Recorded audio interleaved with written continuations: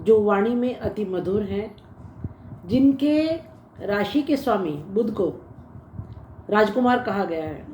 Soft, young, sweet, बहुत मधुर बातें करने वाले, कम्युनिकेशन करने वाले और सब जगह सुलह सफाई कराने वाले और अपने प्रेम से, अपनी स्वीट मधुर सॉफ्ट नेचर से सबको जीत लेने वाले मिथुन राशि के जातकों को मेरा प्रणाम है। स्वागत है आपका दीपा ज्योतिष में और स्वागत है मेरे चैनल 21st सेंचुरी मॉम में। आज बात करेंगे कैसा रहेगा दिसंबर का महीना मिथुन राशि के जातकों के लिए।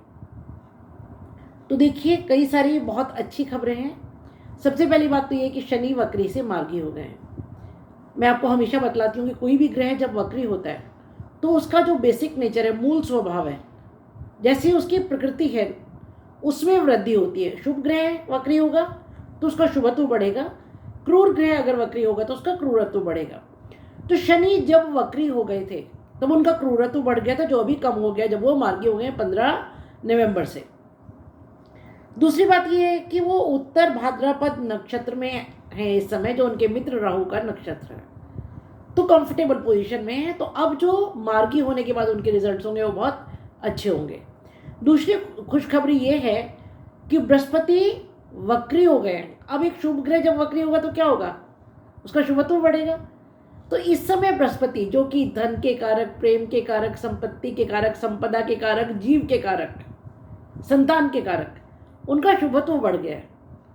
और उसमें भी सबसे अच्छी बात क्या है कि वो अपने मित्र चंद्रमा के रोहिणी नक्षत्र में रहेंगे 28 नवंबर से लेकर के 10 अप्रैल तक। तो मित्र के घर में, वो भी मित्र के प्रिय नक्षत्र में, तो बहुत खुश मुदित अवस्था में होंगे। तो उनके जो रिजल्ट्स हैं बृहस्पति के वो बहुत अच्छे होंगे। और तीसरी जो खुशखबरी है वो ये है कि शुक्र अपनी मित्र राशि में 2 दिसंबर से आ जाएंगे मकर राशि में। तो ये 3 चीज़ें ऐसी हैं जो कि बहुत ही पॉजिटिव इम्पैक्ट आपकी लाइफ में डालेंगी। पहले तो सबसे पहली बात ये कि 15 नवंबर के बाद कुछ पॉजिटिव चेंजेस आपने डेफिनेटली फील करने शुरू किए होंगे अपनी लाइफ में, क्योंकि शनि को आपको जितने लेसन सिखाने थे, मार के, पीट के, कूट के, डांट के, वो सब सिखा लिए। और उसके बाद जब वो मार के हुए हैं, विशेष रूप से आपके भाग्य भाव में मार के हुए हैं, तो जो काम भाग्य की वजह से रुके हुए थे अब वो काम स्पीड अप होंगे। उन चीज़ों में अब अचानक भाग्य साथ देगा। मैं एक एक घर को डिस्कस करूंगी, पर ये 3 चीज़ें हैं जो कि बहुत पॉजिटिव हैं। अच्छा हाँ, आप मेरे चैनल पर अगर नए हैं तो इसको सब्सक्राइब कर दीजिए और वीडियो पसंद आएगा तो लाइक और शेयर कर दीजिएगा। और भाई बेल आइकन का बटन ज़रूर दबा दीजिएगा। बाद में कितने कमेंट्स आप लोग लिखते हैं कि मैडम आपने फलां वीडियो नहीं डाला है, फलां वीडियो नहीं डाला है। कोशिश करती हूँ लगभग सारी वीडियोज़ डालने की, कभी कभी कहीं कहीं नहीं पहुँच पाती हूँ, उसके लिए क्षमा प्रार्थी हूँ, माफ़ कर दीजिए। तो डिस्कशन शुरू करते हैं फर्स्ट हाउस से। तो पहला घर जहाँ पर मिथुन राशि और जिसके स्वामी बुध हैं, वो स्वामी जो बुध है वो बहुत बढ़िया पोजीशन में अपने नेचुरल होम में बैठे। देखिए, कालपुरुष की कुंडली में तीसरे घर में मिथुन राशि और छठे घर में कन्या राशि होती है। तो ये दोनों घरों के बुध नेचुरल ओनर हैं, अपने ही घर में बैठे। और किसके साथ? राजा के साथ। अब जब राजकुमार राजा के साथ होगा तो क्या होगा? सबसे ज़्यादा सुरक्षित महसूस करेगा, उसकी गाइडेंस में बहुत अच्छे से काम करेगा। जब भी कभी सूर्य और बुध इकट्ठे होते हैं तो बुध आदित्य योग बनता है। बुध आदित्य योग का मतलब ये है कि सूर्य यानी तेज, प्रकाश, पद, प्रतिष्ठा, मान, राज्य से सुख, पिता से सुख, बॉस से सुख, ये सूर्य देता है। धन का भी कारक है, हर चीज़ का, क्योंकि सूर्य तो राजा है, तो हर चीज़ का कारक है। अब बुध वाणी का कारक है, मैथ्स का कारक है, कम्युनिकेशन का कारक है, मैनेजमेंट का कारक है।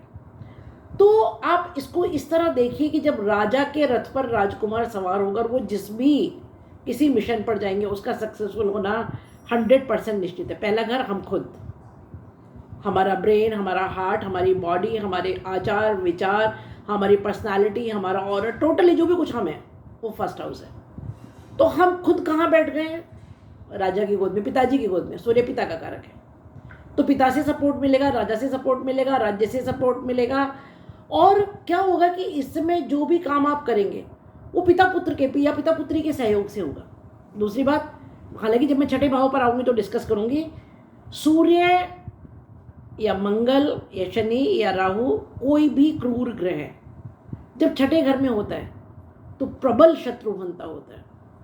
आपके जितने शत्रु हैं जिन्होंने अभी तक आपको परेशान किया था, आप देखिएगा ऐसी परिस्थितियां बन जाएंगी कि आपके सामने ही उनका नाश होगा या कुछ ना कुछ कारण करके आप उनका दमन कर पाएंगे या आपका कोई हायर अथॉरिटी उनका दमन करेगा। उनकी तो दूर दूर तक छुट्टी। सूर्य की 15 दिसंबर से जब वो सप्तम भाव में आ जाएंगे, पूर्ण दृष्टि प्रथम भाव पर होगी। ये बहुत बहुत बहुत सुंदर स्थिति है, क्योंकि बुध का सबसे बड़ा जो मालिक है, राजकुमार का सबसे बड़ा जो सपोर्टर है वो कौन है? राजा। तो राजा की पूर्ण दृष्टि जब फर्स्ट हाउस पर होगी, देखिए मैं हमेशा कोशिश करती हूँ एस्ट्रोलॉजी को बहुत सरल, बहुत सहज शब्दों में जनमानस तक पहुँचाया जाए, और कोशिश करती हूँ कि आप लोग भी थोड़ा बहुत सीखने की कोशिश कीजिए। बहुत मुश्किल नहीं है इन कैलकुलेशंस को करना और समझना, थोड़ा सा आप दिमाग लगाएंगे तो आपको समझ आएगा। तो जब सूर्य की पूर्ण दृष्टि उस घर पर होगी जहाँ, क्योंकि हम मिथुन को कहाँ रखेंगे, बुध को कहाँ रखेंगे? फर्स्ट हाउस में रखेंगे। अच्छा, इसको आप चंद्र राशि से और लग्न से, दोनों से देख सकते हैं। जो प्रेडिक्शंस मैं कर रही हूँ ये दोनों के लिए। तो जब लग्न पर सूर्य की दृष्टि होगी तो आपका ऑरा एकदम अलग, लाइट एंड अप होगा। आपका तेज, आपका प्रताप, आपकी वाणी में एक कमांड होगी। आपका confidence will be all time high, और आप अपनी खुद की बुद्धि से, खुद के बल से, खुद के पराक्रम से ऐसे बड़े बड़े काम निकाल करके ले जाएंगे कि आपने कल्पना भी नहीं की होगी। बात करें दूसरे घर की, यहाँ थोड़ी सी गड़बड़ स्थिति है, मंगल नीच के हैं दूसरे घर में। दूसरा घर आपका वाणी, आपके कुटुंब, आपका भोजन और धन का संचय। ठीक है। अब यहाँ पर राहु की पंचम दृष्टि है और शुक्र की 7वीं संजीवनी दृष्टि है। देखिए मैं हमेशा एक बात कहती हूँ कि वैदिक एस्ट्रोलॉजी में किसी भी हाउस में, किसी घर में, किसी प्लैनेट का प्लेसमेंट कि वहाँ कौन सा ग्रह बैठा है, जितना इम्पॉर्टेंट ये है उतना ही इम्पॉर्टेंट ये है कि वहाँ पर दृष्टि किसकी है। तो यहाँ मंगल डेफिनेटली नीच के होकर के बैठे हैं, इसमें कोई शक नहीं है। तो थोड़ा सा उसका जो, देखिए मंगल एनर्जी, मंगल उत्साह, मंगल सेनापति, जब वो नीच के होंगे तो क्या होगा, थोड़ा सा हमारी एनर्जी डिस्ट्रैक्ट होती है। तो एक छोटी सी प्रिकॉशन जो आपको लेनी है, कोई बहुत बड़ा तूफान नहीं आ जाने वाला है मंगल नीच के बारे में ये वो डिस्कशन हो रहा है, कुछ नहीं है जी। थोड़ा सा क्या है कि आप अपनी एनर्जी को और अपने टेम्पर को थोड़ा सा कंट्रोल में रखेंगे तो कुछ भी नहीं बिगड़ेगा। परिवारजनों के साथ थोड़ा मधुरता से बात करें। और जब, क्योंकि धन इस समय जबरदस्त आएगा, शुक्र 8वें घर में बैठ करके पूर्ण संजीवनी दृष्टि से, वो भी मित्र राशि में बैठ के पूर्ण संजीवनी दृष्टि से किसको देख रहे हैं? आपके द्वितीय भाव को देख रहे हैं, जो धन के संचय का भाव है, धनेश जी है। तो धन तो डेफिनेटली आएगा और अच्छा खासा आएगा। और राहु की पंचम दृष्टि तो अचानक आएगा।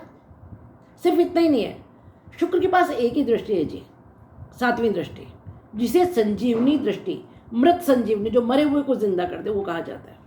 तो क्या होगा कि आप अपने फाइनेंसेस को लेकर के, परिवार को लेकर के, फैमिली रिलेशंस को लेकर के काफ़ी डिस्टर्ब्ड थे, अब उस पर मरहम लगेगा बहुत हद तक। हाँ, टेम्पर मैंने आपको बोला है वो आपको संभालना है, क्योंकि मंगल नीच का है ना। मंगल नीच का मतलब है कि आपकी जो एनर्जी वो थोड़ी डिस्ट्रैक्ट हो सकती है, एंगर आ सकता है, आप कुछ ऐसे शब्द बोल दें जो आपको नहीं बोलने चाहिए, जिसके लिए आपको बाद में पछताना पड़े, तो वो नहीं कीजिएगा। बात करें आपके तीसरे घर की, तो तीसरे घर जो पराक्रम का घर है, उसके स्वामी सिंह राशि है, वहाँ सूर्य उसके स्वामी बैठे हुए हैं आपके 6ठ भाव में। 6ठा भाव आपके रोग ऋण और शत्रु का भाव है। तो रोग ऋण, पराक्रम से रोग ऋण शत्रु का नाश, जो बीमारियां वो खत्म होंगी। उसके अलावा ऋण से आपको छुटकारा मिलेगा और शत्रुओं का नाश होगा। सिर्फ इतना ही नहीं है, क्योंकि सूर्य राज्य के कारक है, राजा गवर्नमेंट के कारक। तो गवर्नमेंट से अगर आपको कोई लोन चाहिए था, इस समय वो इजीली पास हो जाएगा। और यहाँ पर 6ठे भाव में जहाँ सूर्य हैं वहाँ बुध भी बैठे हुए हैं, उस पर मैं बाद में आऊँगी। आपका जो तीसरा घर है उस पर शनि की 7म दृष्टि। अब आप कहेंगे मैडम शनि तो क्रूर ग्रह है और सूर्य और शनि तो पिता पुत्र होते हुए भी शत्रु है। बिल्कुल हैं जी, बिल्कुल शत्रु हैं। लेकिन जब शनि वक्री से मार्गी हुए हैं तो जितने लेसन्स कर आपको देने थे, जितना ठोकना कूटना पीटना था, वो तो हो चुका। अब टाइम है रिजल्ट्स का। तो जब मार्गी शनि की पूर्ण 7म दृष्टि पराक्रम भाव पर होगी तो क्या होगा कि आप अपने पराक्रम से भाग्योदय करेंगे। जिसकी नींव बहुत पहले रखी जा चुकी है। ये जो 139 डेज जब शनि वक्री थे तब नींव रखी गई, मजबूत नींव, अब उसके रिजल्ट का समय है। आप कहीं अप्लाई कर रहे हैं जॉब के लिए, आप कम्युनिकेशन में हैं, आप मीडिया में हैं, आप आईटी में हैं, पड़ोसियों से लाभ, छोटे बहन भाइयों से लाभ, छोटी यात्राओं से लाभ, ये सब चीज़ें अभी होंगी। बात करें आपके चतुर्थ भाव की, तो चतुर्थ भाव में केतु हैं जो कि सूर्य के उत्तरा फाल्गुनी नक्षत्र में हैं। यहाँ पर राहु की सप्तम और बृहस्पति की पंचम दृष्टि है। चौथा घर माता, भूमि, भवन, वाहन, सुखेश है जी ये। अब केतु कौन है?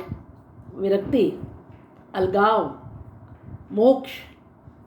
केतु सूक्ष्म है ना, राहु बहुत बड़ी बड़ी machinery, space craft, huge things को शो करते हैं, और Ketu micro, mini micro, mini micro, depth, उसकी भी डेप्थ में लेके जाता है।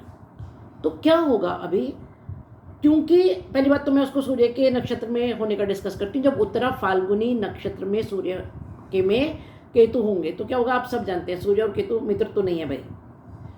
तो एक प्रोसेस होगा, process of purification of soul. माता के साथ संबंधों में जो कहीं कुछ गलतफहमियां थी वो दूर होंगी। चौथा घर आपके पेरेंटल होम का घर है। पेरेंटल होम के साथ जो प्रॉब्लम्स थी वो क्लियर होंगी। आप कोई भूमि, भवन, वाहन खरीदना चाहते थे जिनमें कि कहीं कुछ हर्डल्स आ रही थी वो क्लियर होंगे। और सिर्फ इतना ही नहीं है, राहु की 7th दृष्टि है तो आपके पेरेंटल होम में या माता के लिए अचानक कुछ चीज़ें होंगी। और बृहस्पति की पंचम दृष्टि, वो भी कब, जब बृहस्पति वक्री है, बृहस्पति का शुभत्व बढ़ा हुआ है और मित्र के नक्षत्र में, रोहिणी नक्षत्र में। तो क्या होगा कि पेरेंट प्लेस से कुछ शुभ समाचार, माँ की तरफ से कुछ शुभ समाचार, सुख में वृद्धि, अचानक वृद्धि होगी। हाँ, जबकि तो सूर्य के नक्षत्र से गुजरेंगे तो जैसे कि मैंने कहा प्योरिफिकेशन होगा। तो देखिए, जब हम सोने को तपाते हैं तभी तो वो कुंदन बनता है ना। तो ये एक ऐसा समय है जब आपका स्टरलाइजेशन होगा, प्योरिफिकेशन होगा, जब आप तपेंगे। हो सकता है थोड़ा अनकंफर्टेबल फील करें, लेकिन जो एंड रिजल्ट होंगे इसके वो बहुत अच्छे होंगे।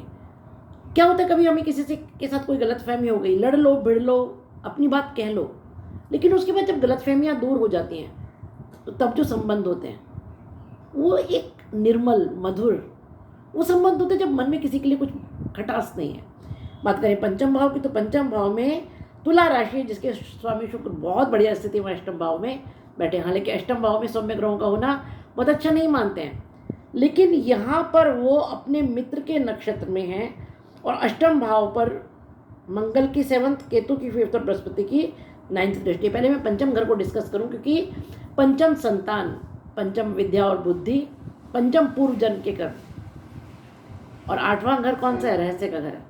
तो इस समय क्या होगा, पूर्व जन्म के कर्मों के फल आपको मिलेंगे। भाग्य भाव में शनि वक्री से मार्गे हुए हैं, अचानक भाग्य साथ देगा।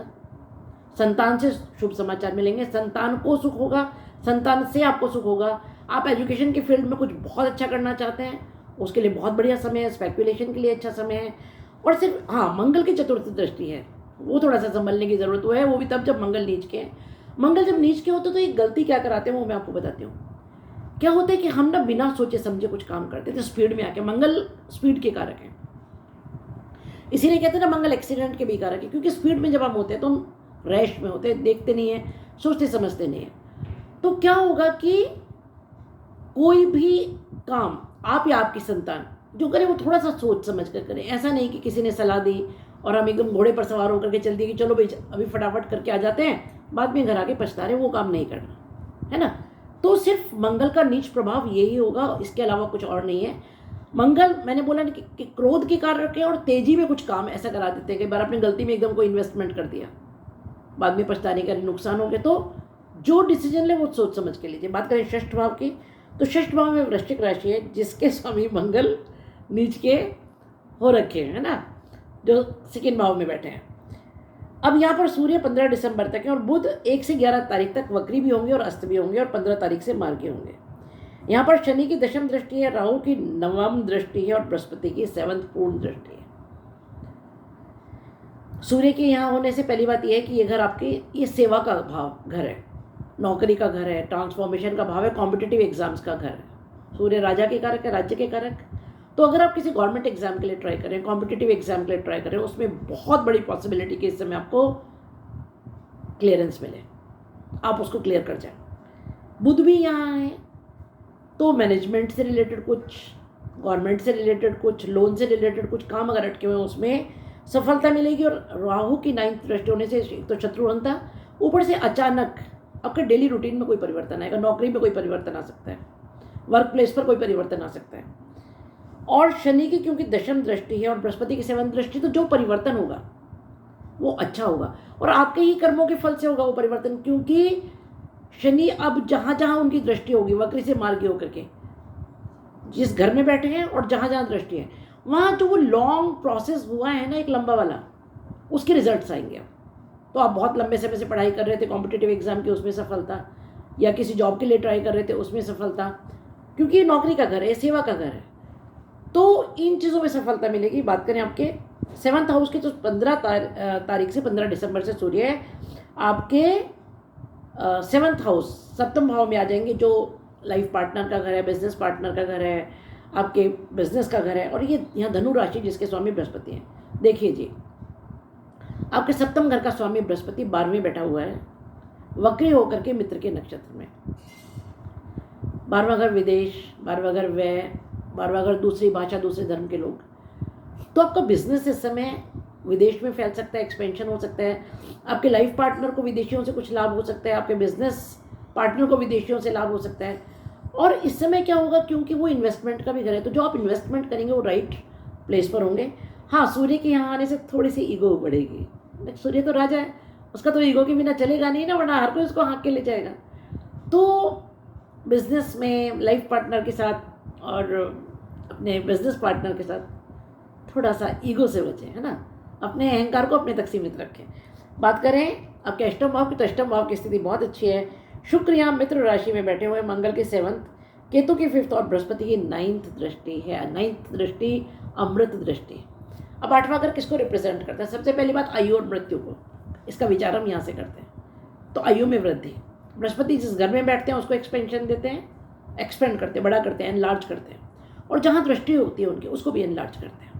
और 9वीं दृष्टि अमृत दृष्टि है। तो क्या होगा, अष्टम भाव विरासत का, अष्टम भाव ससुराल, अष्टम भाव गुप्त रहस्य, गूढ़ ज्ञान, जमीन के नीचे की चीज़ें, पेट्रोलियम, खनन, आर्कियोलॉजी, इन सारी, या रिसर्च, इसमें कुछ ज़बरदस्त लाभ होगा। ससुराल से लाभ होगा, विरासत से लाभ होगा, या कुछ ऐसा काम जिस पर आप बहुत समय से रिसर्च कर रहे थे उससे ज़बरदस्त लाभ होगा। दूसरी बात है कि यहाँ बैठ करके शुक्र की पूर्ण दृष्टि, क्योंकि 7th दृष्टि जो है 2nd हाउस पर, धनेश पर है, कुटुंब पर है। तो जैसे कि मैंने 2nd हाउस पहले ही डिस्कस करते हुए कहा था, इसी में कोई बहुत बड़ा धन का आगमन या कोई सोर्स ऑफ मनी ज़बरदस्त वाला खुलेगा। बात करें आपके 9th हाउस के, तो यहाँ शनि कुंभ राशि में अपनी मूल त्रिकोण राशि में है और उत्तरा भाद्रपद नक्षत्र में, जो कि उनके मित्र राहु का नक्षत्र है। मंगल की यहाँ अष्टम दृष्टि है। तो शनि मार्गी हो चुके हैं, जितनी हर्डल्स थी, जितना डिले होना था भाग्य में वो हो चुका। अब वो उसके अच्छे रिजल्ट्स आपको देने शुरू करेंगे। और अच्छे रिजल्ट्स क्या होंगे कि आप विवाह से कंसर्न, आपके बिजनेस से कंसर्न, जॉब से कंसर्न, आपकी जो भी इच्छाएं थी अब वो पूर्ण होंगी। और क्योंकि राहु के नक्षत्र में, और राहु किसका कारक है? सडन, अचानक। दूसरी बात, राहु अमर्यादित सोच, अनबिलीवेबल थिंग्स, जो असंभव है हम उसकी कल्पना करते हैं। तो इससे में कुछ ऐसी चीज़ें होंगी जो आपको सचमुच असंभव लग रही होंगी। और शनि और राहु, मैं तो उसको कॉम्बिनेशन ही मानूंगी। हालांकि कुछ समय बाद ऐसा होगा कि राहु धीरे धीरे आपके 9वें भाव की तरफ बढ़ेंगे और शनि धीरे धीरे अपने दशम भाव, अपनी ये मीन में जाएंगे। तो एक स्थिति ऐसी आएगी जब राहु और शनि इकट्ठे होंगे, दो दुष्ट इकट्ठे, तो क्या होगा। लेकिन एक बात ध्यान रखिएगा, दुष्ट का संहार करने के लिए दुष्ट ही चाहिए।